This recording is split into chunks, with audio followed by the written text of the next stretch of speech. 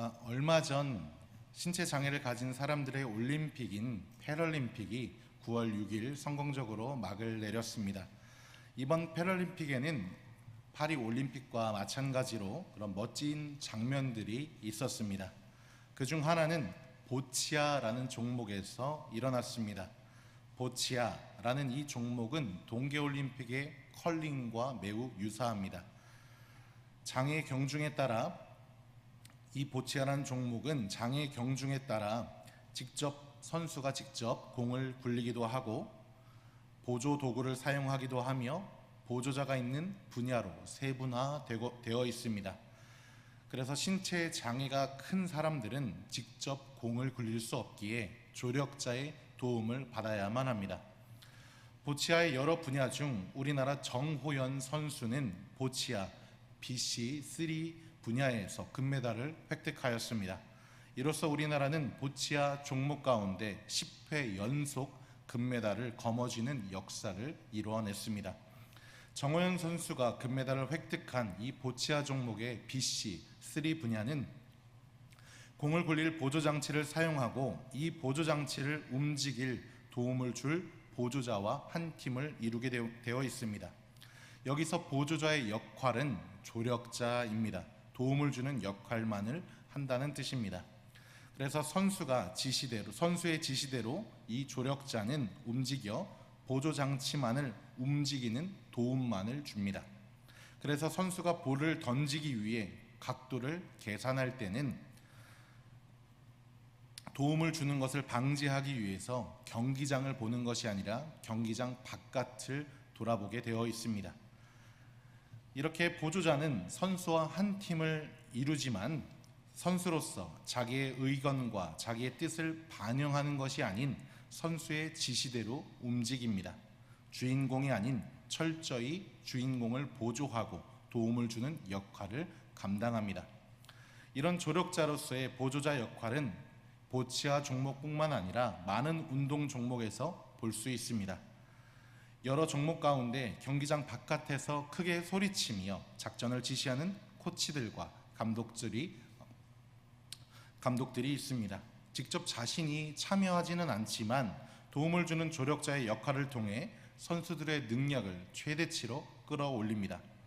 그리고 상대방의 약점을 발견해 그것을 공격하게 한 후 우리 편이 이길 수 있도록 지도합니다. 이것이 바로 보조자, 코치와 감독의 역할입니다. 그럼 승리했을 경우 스포트라이트는 누가 받게 될까요? 당연히 선수가 받게 되어 있습니다. 그러나 과연 이 승리를 선수만 잘했다라고 말하는 사람이 있을까요? 이 승리의 영광을 누리는 것은 바로 보조자와 함께 누리게 되어 있습니다. 세상이 알아주지 않아도 선수들은 보조자의 역할을 알아줍니다. 그리고 만약 선수들이 알아주지 않는다 하더라도 세상은 감독과 코치의 지도력을 칭찬합니다.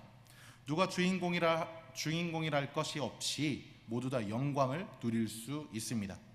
그러나 내가 조력자로서의 신분과 역할을 망각하고 선수들이 경기를 하는 데 있어 마음에 들지 않는 플레이를 하게 되었을 때 조력자인 코치와 감독이 경기장에 들어간다면 그 경기 어떻게 될까요? 생각할 것도 없이 바로 실격패입니다. 이길 싸움을 지는 싸움으로 만들게 되는 것입니다. 감독과 코치는 철저히 조력자, 보조자로서의 위치에 있어야 합니다. 때론 우리 선수들의 플레이가 마음에 들지 않더라도 선수가 그 경기에 이기길 바라며 응원하고 그리고 또한 상대방의 선수의 부족한 면이 보이면 그 부분을 공략할 수 있도록 작전을 전달해야 합니다. 이게 무엇을 위해서입니까? 바로 승리를 위해서입니다. 자기가 속한 팀의 승리가 그 팀의 가장 큰 가치이기 때문에 선수를 응원하기도 하며 마음에 들진 않지만 참기도 하고 작전을 전달할 줄 아는 것이 바로 보조자요 조력자의 모습입니다. 오늘 말씀은 바로 이 복음을 전달하는 가장 큰 가치를 수행하기 위해 자신을 보조자요 조력자로서 도운 형제들과 이와는 반대로 자신이 주인공이길 바란 유대인들의 모습을 전해주고 있습니다. 오늘 말씀을 살펴보며 나는 복음을 전하는 데 있어 조력자인지 아니면 내가 주인공으로 나서고자 하는지 함께 살펴보는 시간 되시길 바랍니다. 오늘 말씀의 배경은 베레아입니다. 먼저 데살로니가에서 바울은 새 안식일 동안 성경을 가지고 강론합니다. 그리고 그 뜻을 풀며 유대인들, 당신들이 기다리는 메시아가 바로 예수님임을 가르쳐주고 있습니다. 오늘 함께 읽진 않았지만 17장 3절의 말씀 함께 살펴보도록 하겠습니다. 사도행전 17장 3절의 말씀 함께 살펴봅니다. 뜻을 풀어 그리스도가 해를 받고 죽은 자 가운데서 다시 살아나야 할 것을 증언하고 이르되 내가 너희에게 전하는 이 예수가 곧 그리스도라 하니. 바울을 통해 복음을 전해들은 여러 무리들, 그 중에 경건한 헬라인의 큰 무리와 적지 않은 귀부인들이 복음을 듣고 복음을 받아들이기 시작합니다. 그러나 이 모습을 못마땅하게 생각한 유대인들은 시기합니다. 바울과 실라를 향한 유대인들의 시기심은 결국 불량한 사람들을 끌어들이기까지 합니다. 불량한 사람들은 서로의 때를 이루어 성을 소동하게 하였고 이 소동을 틈타 바울과 실라를 붙잡고자 하였습니다. 그러나 실패하게 됩니다. 이러한 어려운 상황 가운데 데살로니가에서 복음을 받아들인 믿음의 형제들은 밤을 이용해 바울과 실라를 베레아로 피신시켰습니다. 데살로니가에서 약 80km 정도 떨어진 베레아 지역에 도착한 바울은 데살로니가에서 어려움을 겪었지만 그들의 가장 큰 가치인 복음 전하는 것을 멈추지 않았습니다. 베레아에서도 동일하게 유대인의 회당에 들어가 말씀을 전합니다. 베레아에 있던 사람들은 데살로니가 사람들과는 좀 다른 모습을 보여주고 있습니다. 오늘 본문의 말씀 11절 함께 살펴봅니다. 베레아에 있는 사람들은 데살로니가에 있는 사람들보다 더 너그러워서 간절한 마음으로 말씀을 받고 이것이 그러한가 하여 날마다 성경을 상고함으로. 오늘 말씀에서는 너그럽다라고 베레아 사람들을 설명하고 있습니다. 바로 성품적으로도 데살로니가 사람들보다 너그러웠다라고 말하고 있습니다. 그리고 말씀을 대하는 태도도 달랐습니다. 성경은 베레아 사람들이 말씀을 대하는 태도를 상고했다라는 단어로 표현하고 있습니다. 상고하다라는 이 말은 자세하게 생각한다라는 뜻이 됩니다. 바로 이 말씀이 맞는지 확인하면서 자세하고 세세하게 살펴본다는 것입니다. 이런 마음을 가지고 바울이 전한 이 말씀을 확인하면서 세세하게 살펴보고 있습니다. 당시 회당에는 구약 말씀이 있기에 바울이 전한 복음과 비교해 볼 수 있었습니다. 구약의 말씀과 바울이 전한 말씀을 비교해 보면 무엇을 알 수 있을까요? 바로 십자가에서 달려 죽으시고 3일 만에 다시 사신 예수님이 하나님께서 말씀하신, 하나님께서 보내시겠다 약속하신 메시아라는 사실을 우리는 알 수 있습니다. 바로 하나님의 말씀, 구약시대 때부터 예언하신 그 말씀이 이루어졌음을 확인할 수 있는 것입니다. 그래서 그 말씀을 인정할 수밖에 없게 됩니다. 오늘 본문의 말씀 12절입니다. 함께 살펴봅니다. 그 중에 믿는 사람이 많고 또 헬라의 귀부인과 남자가 적지 아니하나. 바로 베레아의 성경을 살펴보는 이런 말씀을 대하는 태도가 그 중에 복음을 듣고 믿는 사람들이 많아졌다라고 12절을 통해 우리에게 전해줍니다. 말씀을 상고했던 베레아 사람들은 바울이 전한 복음을 듣고 예수님이 메시아시며 성경대로 오신 하나님의 아들임을 믿고 받아들였습니다. 바로 예수님이 구약에서 예언자들이 예언한 메시아였음을 깨닫게 된 것입니다. 그러나 데살로니가에서 소동을 일으킨 유대인들은 바울과 실라 그리고 복음을 전하는 그 일행들을 쉽게 놓아주지 않았습니다. 베레아까지 쫓아왔습니다. 1차 여행 때 비시디아 안디옥과 이고니온의 유대인들이 루스드라까지 쫓아와 바울을 돌로 쳤던 것처럼 80km나 되는 거리를 쫓아와 이번에는 베레아에서 소동을 일으키고 있습니다.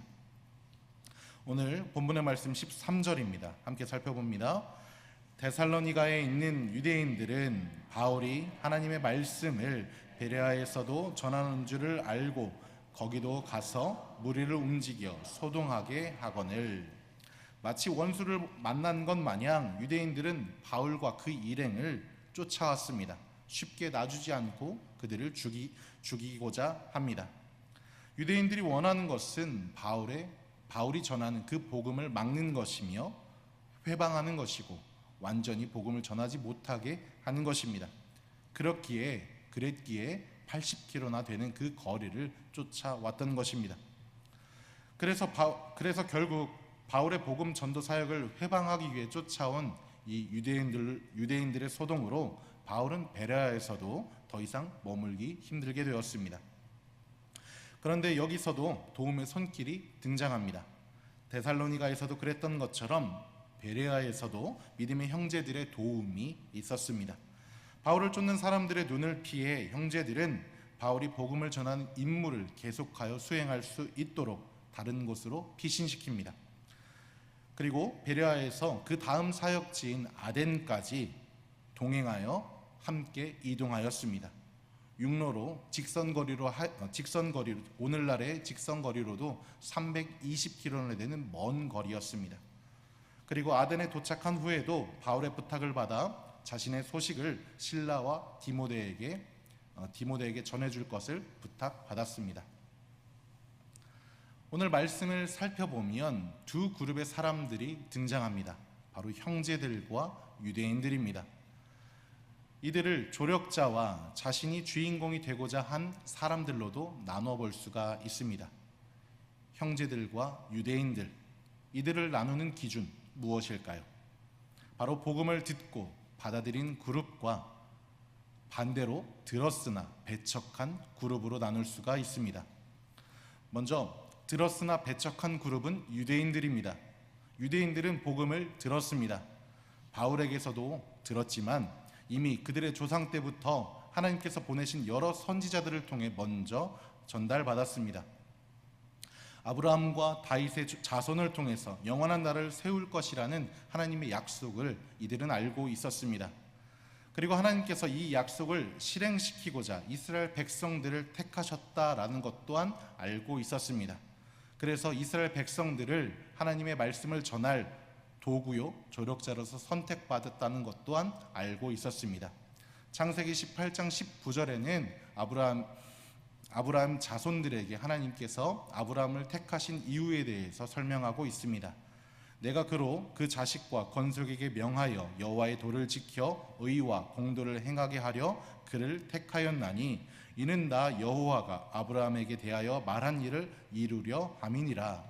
바로 하나님께서 바로 아브라함의 자손을 통해서 복음을 전하시겠다, 세상을 구원하시겠다라는 말씀을 지키시기 위해서 아브라함의 자손들을 택하셨고 그 약속이 지금 오늘날까지 이루어지고 있는 것입니다. 그리고 하나님께서는 이스라엘 백성들이 하나님의 말씀을 잊지 않게 하기 위해서 그들의 역사 가운데 여러 선지자들, 그리고 지휘자들을 보내셨습니다. 이스라엘 백성들이 하나님 나라의 백성이라는 사실을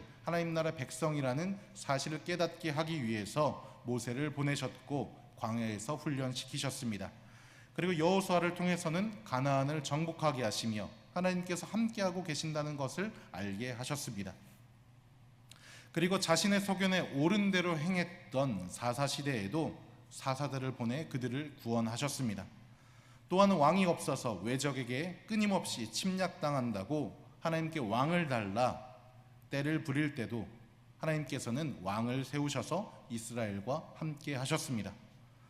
그리고 이제 왕을 세운 하나님께서는 다윗을 통해 하나님의 약속을 전해 주십니다. 사무엘하 7장 11절과 12절에는 이렇게 약속하십니다. 전에 내가 사세에게 명령하여 내 백성 이스라엘을 다스리던 때와 같지 아니하게 하고 너를 모든 원수에게서 벗어나 편히 쉬게 하리라.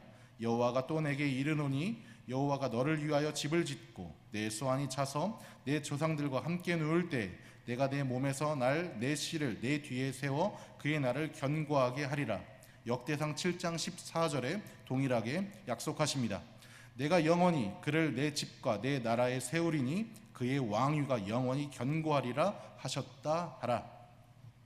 하나님께서는 다윗의 자손을 통해 그의 나라가 영원하게 하신다라고 약속하십니다. 하지만 하나님의 말씀을 떠나 이스라엘 백성들은 잠시 살게 됩니다. 바로 나라가 망하는 일을 겪게 되었습니다. 나라가 망해 다른 나라의 노예가 되는 어려움도 하나님께서는 겪게 하셨지만 이 시간을 통해 이스라엘 백성들이 여러 선지자들의 말씀을 찾아보게 하시며 하나님이 이스라엘을 떠난 것이 아닌 자신들이 하나님의 말씀을 떠나 살았다는 것을 알게 하셨습니다. 하나님께서는 이렇게 이스라엘 백성들을 순간마다 깨닫게 하시고 알게 하셨습니다. 그러나 이스라엘 백성들 안에는 시간이 지나면서 그들이 원하는 말씀의 형태가 따로 있었습니다. 이스라엘이 원했던 말씀의 형태는 강력한 메시아의 모습이었습니다. 현재 자신들이 겪고 있던 그런 상황을 역전시킬 정치적이고 강력한 모습의 메시아였습니다. 그러나 하나님께서 보내신 메시아는 가장 낮은 곳으로 오신 분이었습니다. 죄인들과 함께 식사하셨던 분이었습니다. 그리고 율법의 참된 의미를 잊은 채 사랑 없는 행위만을 내세우던 유대인들의 잘못을 지적하셨던 분이셨습니다. 밝은 빛 아래 어둠은 존재할 수 없는 것처럼 자신들의 치부와 자신들의 잘못이 드러나자 유대인들은 예수님을 못 박았습니다. 자신들이 원하는 모습의 메시아가 아니자 복음은 들었으나 그들은 거부하였고 배척하는 자가 되었습니다. 그런데 이러한 행동이 데살로니가에 이르러 데살로니가와 베레아에서도 계속하여 일어나고 있습니다. 그럼 반대로 복음을 받아들인 그룹은 어떠합니까? 유대인들 안에서도 복음을 받아들인 역사가 일어났지만 이방인들 중에서도 복음을 받아들이는 사건이 일어납니다. 데살로니가에서는 경건한 헬라인의 큰 무리와 적지 않은 귀부인들이 복음을 듣고 바울과 실라를 따랐습니다. 이들이 복음을 받아들인 이유가 무엇입니까? 바로 들었기 때문입니다. 먼저 하나님의 말씀을 들으며 그 안에 진리가 있음을 깨닫게 되었습니다. 그동안 헬라인들 본인들이 들었던 그리고 접했던 헬라의 철학과 문화는 철저히 인간 중심적입니다. 인간의 정신적인 즐거움과 육체적인 즐거움이 우선시되는 학문이며 문화입니다. 그리스 로마 신화에 등장하는 여러 신들의 방탕한 모습이 그러한 모습들을 증거하고 있습니다. 그러나 구약의 말씀을 통해 하나님이 만드신 율법으로 자신들을 되돌아보았을 때 자신들의 이러한 모습들이 죄임을 알게 되었습니다. 그리고 이와 동시에 자신들은 죄를 해결할 수 없는 존재임 또한 알게 되었습니다. 이러한 때 바울이 전한 복음을 듣고 경건한 헬라인과 귀부인들은 그들 안에 그런 영적인 갈급함을 해결하였습니다. 예수님께서 십자가에서 흘리신 피를 믿는 것으로 죄가 용서되는 은혜가 있음을 알게 된 것입니다. 이것이 바로 대속의 은혜입니다. 복음입니다. 이 복음은 데살로니가뿐만 아니라 오늘 베레아에서도 많은 사람들이 회심하게 하였습니다. 또한 베레아에서는 특별히 구약의 말씀을 상고했던 말씀을 대하는 이런 접근 방식을 통해 바울이 전하는 예수님의 대속의 은혜가 하나님께서 말씀하셨던 약속이었다는 것 또한 알게 되었습니다. 그래서 데살로니가와 베레아에서는 믿음의 형제들이 생기게 되었습니다. 가장 귀한 가치를 전달하는 그런 조력자가 되어 바울과 그의 일행을 베레아로 피신시키고 오늘은 아덴까지 피신하며 동행하고 있습니다. 사랑하는 선돌교회 성도님들, 여러분들께 질문드립니다. 여러분들이 생각하는 귀한 가치는 무엇입니까? 그 가치를 이루고자 할 때 누구의 생각과 가치관이 들어가 있습니까?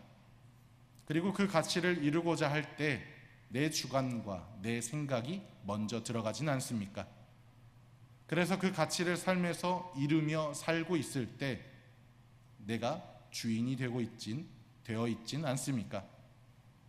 이 시간 우리는 내 삶의 가장 중요한 가치가 하나님이심을 고백해야 합니다.